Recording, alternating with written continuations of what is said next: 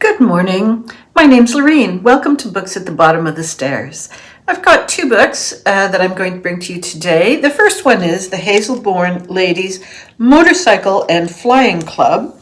It is written by Helen Simonson, and she is the author of Major Pettigrew's Last Stand, which I believe I did not read, but that I listened to many years ago. I think the BBC did it as a BBC, I don't know if they did it as a book reading aloud or whether they did it as a mini drama series. But anyways, that is a good book. I recommend that one for sure. Major Pettigrew's Last Stand. But this book, Hazelbourne Ladies Motorcycle and Flying Club, takes place at a different time of history, 1919 in England.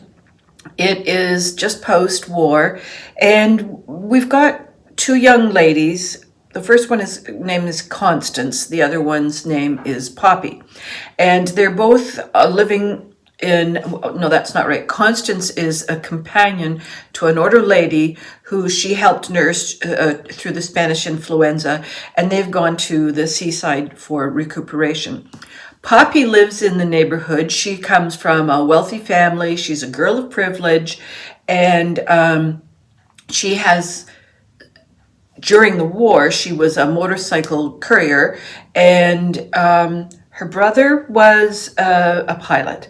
And so early days of aviation. War is over, and Constance is no longer doing what she was doing for the war, which was the men were at war, and she stepped into the shoes of the people who ran the estate.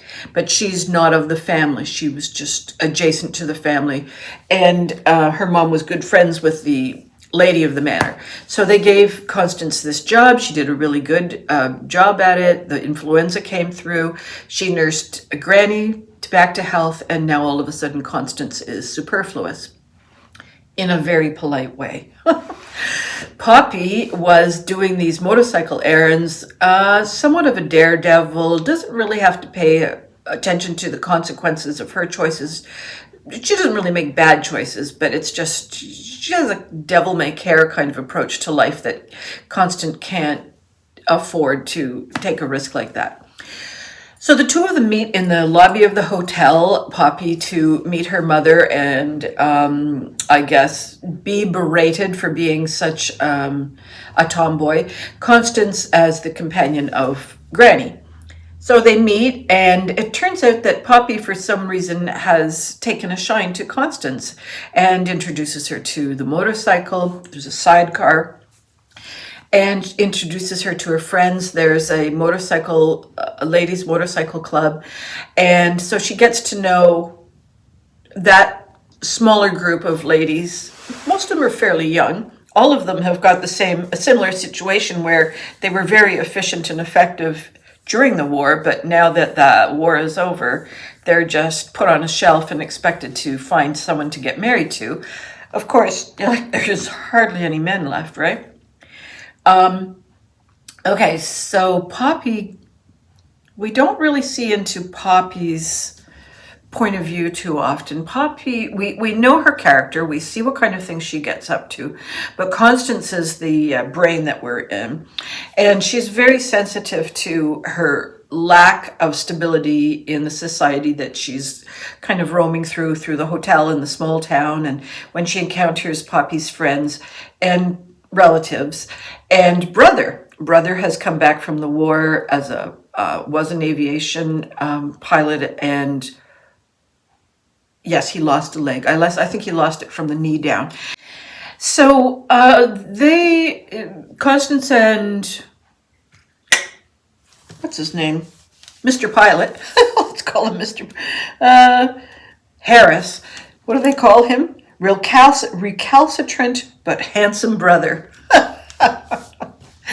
What a great way to describe your brother. Okay, Constance and Harris seem to be hitting it off, but social class, but then they're sort of playing around with these motorcycles, and so does social class come into it or doesn't it?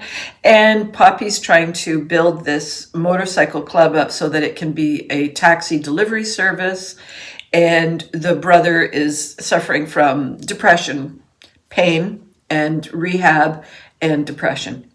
And of course, along the way, a plane comes up for auction, and Poppy buys it. Not that she can afford it, but she buys it. And she decides that she is going to expand. They're going to be an aviation school as well as this motorcycle club deliveries group.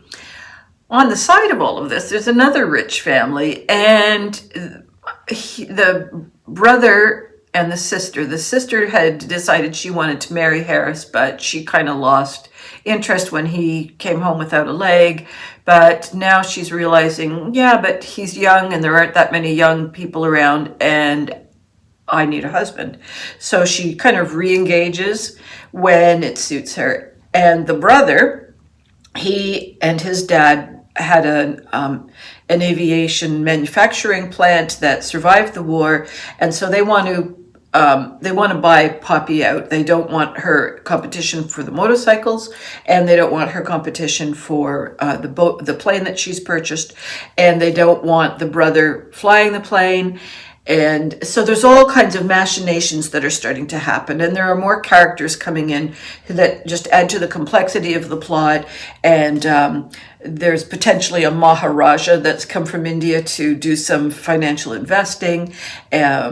There's sabotage. There's Granny that we were talking about like 7 hours ago. Granny has discovered an old flame, but her daughter is like, oh, well, that's not going to happen. Granny's too old, and he was never suitable. So there's all kinds of interpersonal little things happening. This book was chosen by one of my book club, I think for January, and my recommendation. Luckily, I like the book.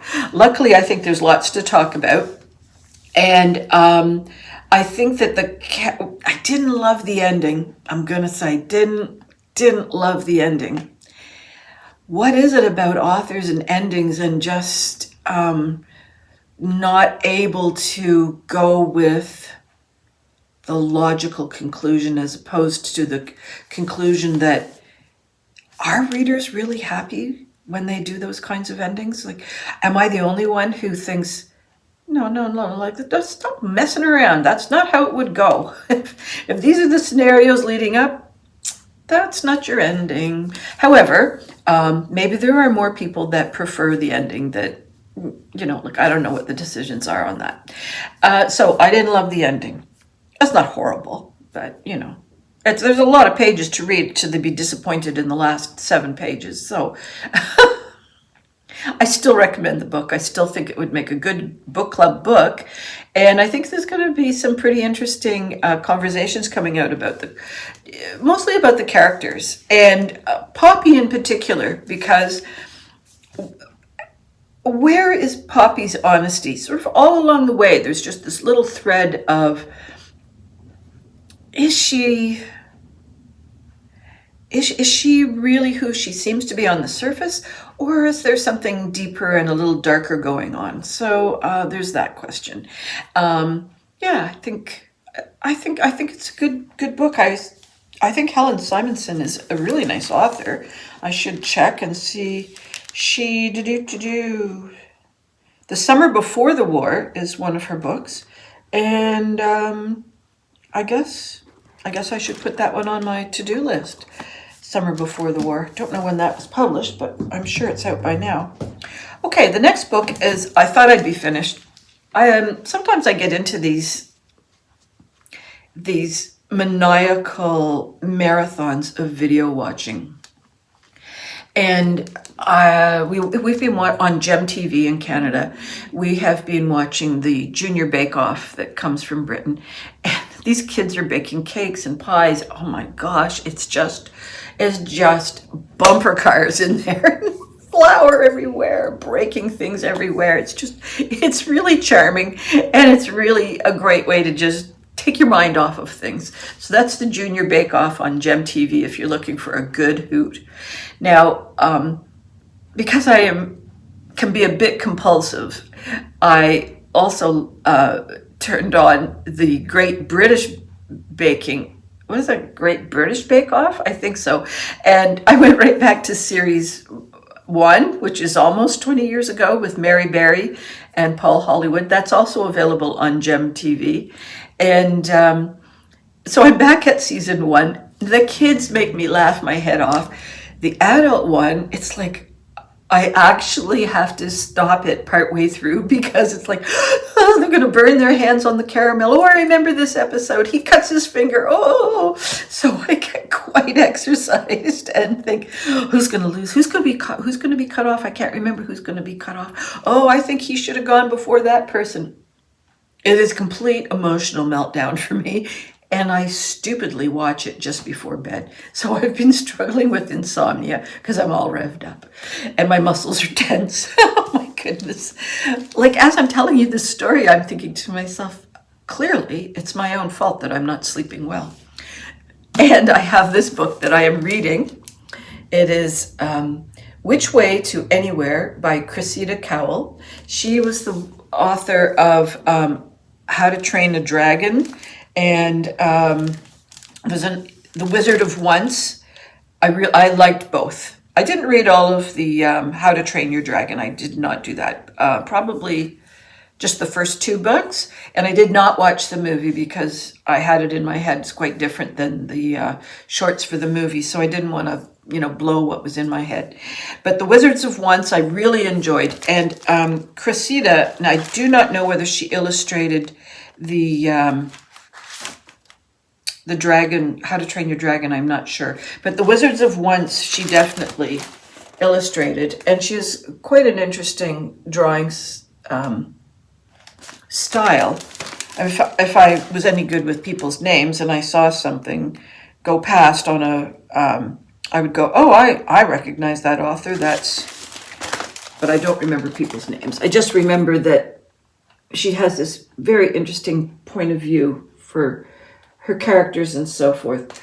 I find the characters' illustration for this book to be very similar to The Wizards of Once. There's similar choices in their facial features and the amount of energy that the page holds. But that makes for a very dynamic book. And it's not a graphic novel. There's plenty of texts, but she's got this kind of very energetic line going on, and she generally takes over the whole page, and she's not afraid of some distortions. And yeah, so we have these very, very energetic. I'm going to go back to it. Energetic pages that are in the illustration, but the story is also very, very action-filled. So if you're looking for an action-filled middle grade book, You're here. You want to be here. Now, we've got 4 kids. It's a mixed family. Let me get the glare off. And so this guy, are brother and sister, and they're twins. And this fella and this little girl, they are brother and sister, but there's 4 years difference between them. And mom and dad have married. Mom is a witch and is trying not to let that be known.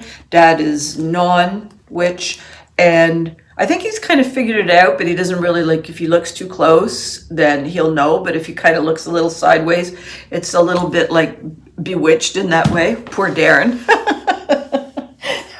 How many years did it take Darren to figure out that Samantha was a witch? So the younger kids are trying to also keep this magical aspect of the family hidden, but the elder boy, Theo, he's pretty clever. He's figured it out. And Mabel, the younger girl, the youngest of them all, she is very family oriented. She hasn't really recovered from Mom's death, I believe it was. And so so she's a very, she's like a needy character, not like a bad needy, but she needs her stability and she needs her family, and so she's a bit torn by the bickering that's going on between the two families.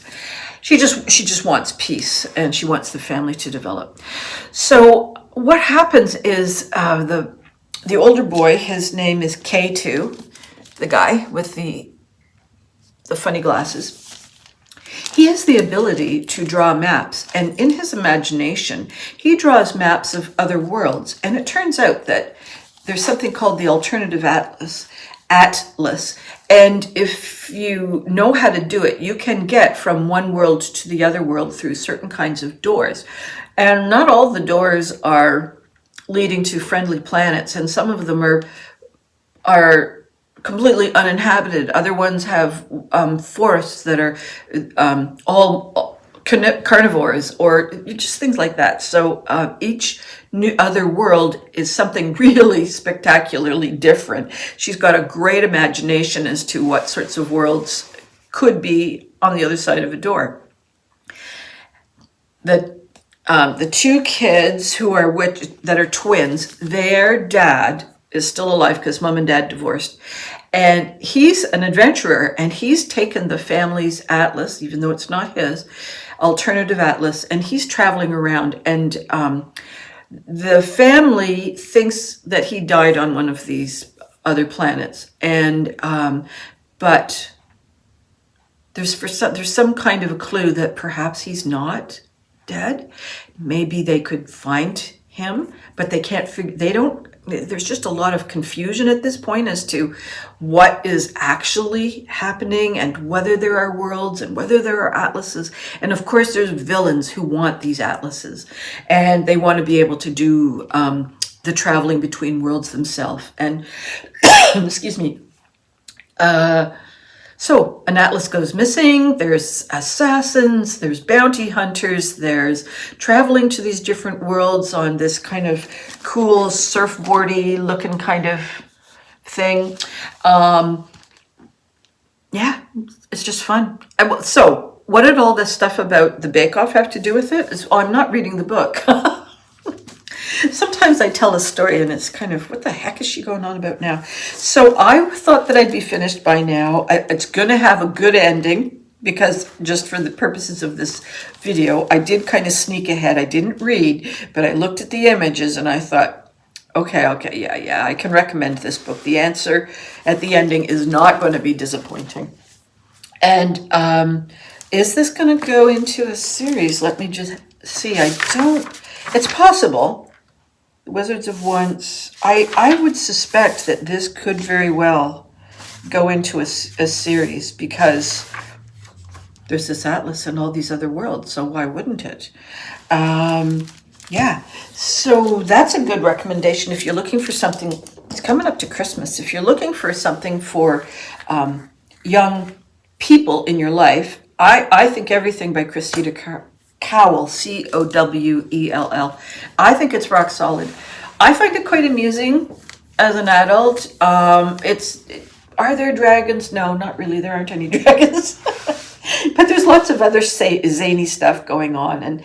And I think one of the reasons I like it is that there's just no apology for the absurdity of some of the adventures that these kids go on in any of the different books. And there's generally parents who are really well-meaning, but pretty going on the wrong way. So yeah, I would recommend everything that she has written so far.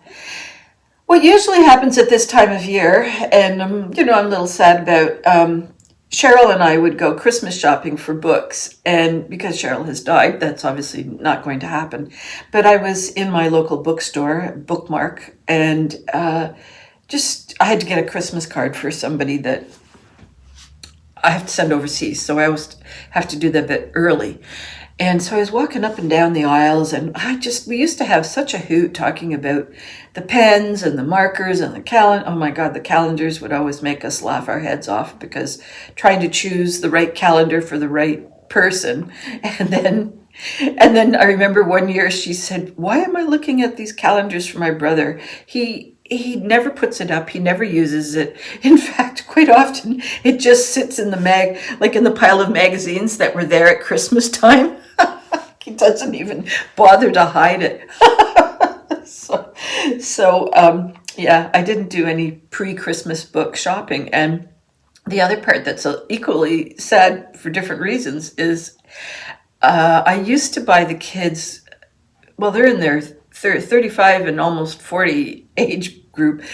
I used to buy them all a children's Christmas book or a winter book or just a beautifully illustrated book of some sort that was coming from the children's bookstore, which in Halifax is called Woozles, if you happen to be close by. And they said they don't want any more. Oh, it's so sad. Like now I don't have a reason to go into the children's bookstore. I could get one for myself, but I do have a pile that's bigger than this screen. It's probably, yeah, you know what? It's probably that big, of beautiful illustrated books that I've purchased that have that kind of winter theme or some sledding or horses or snowfalls or whatever. Yeah, and one of the things, if you are one of those people looking for picture books for children, don't think I'll get that next year. It will be gone. I've done that to myself a couple of times when I thought, oh, they're not, I like this one better. I'll get that one next year, put it on my to-do list for the next year, out of print. And so that is for sure one thing that I recommend. If you are looking for beautiful books and you see it for that, just get it and just either treat yourself to it or put it in the closet until, the kid comes to the right age, but don't wait. So anyways, the kids don't want books. Well, the other thing I used to do was get everybody a paperback of some sort for their stockings. Same problem, like, oh,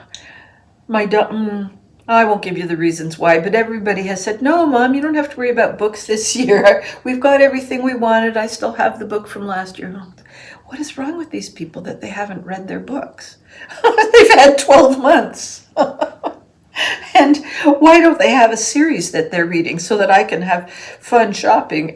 Or why don't they have a couple of authors that they enjoy and I can get the new releases? Like, what is wrong with these people? So, and then Steve, we go shopping every August and probably January. We go to Lunenburg again to do some book shopping. And so he doesn't really like me to buy books either because he likes the journey of shopping himself. And so if I say to myself, oh, Steve's going to really like that book, I've taken that surprise element away from him.